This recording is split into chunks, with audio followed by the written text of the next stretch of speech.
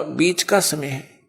इसमें अब करोड़ों की, कई करोड़ यानी पूरे विश्व में ये भक्ति पर लगेंगे प्राणी, अरबों खरबों की संख्या में।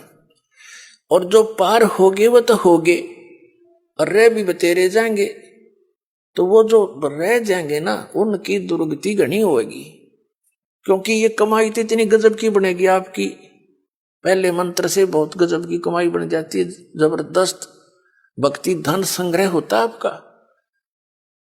और फिर उनके अगर आप पार नहीं हुए तो क्या करेगा आपके साथ में? जैसे आपकी भक्ति धन इन ऊपर के लोकों में आपको इनका प्रतिफल मिलेगा। जब सतलोक नहीं जान पाए तो फिर ऐसे बनेगी आपके साथ। इस मूल कमल में गणेश जी का जाप है, आपको दिया जाता है। इसका भक्ति धन आपका इकट्ठा हो रहा है, और पार हुए नहीं तो आगे ठड़ी यही रहेगी आपकी। फिर ये लुटेरे आपको टर्न बाई टर्न लूटेंगे। आप गणेश जी के लोक में जाओगे, वहां गण बना देंगे आपको, आपकी पूंजी होगी, रेस्टोरेंट तैयार है, उसका कमीशन है इन देवताओं का।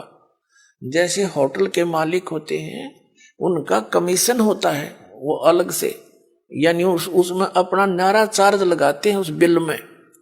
तो आप कहीं किसी में 10% आपकी कमाई से, किसी में 15%, किसी में 20-25% ये अपना लेते हैं, तब अपना गुजारा चला रहे हैं। ये कंगाल लोग है 21 ब्रह्मांड तक का उस सतलोक की दृष्टि में।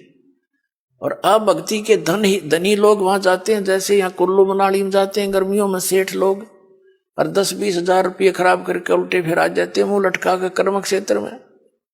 तो आप इस मूल कमल के मंत्र का जाप जो आपको दिया जाता है गणेश जी के लोक में, वहां ठाठ करोगे, यहाँ के नकली ठाठ।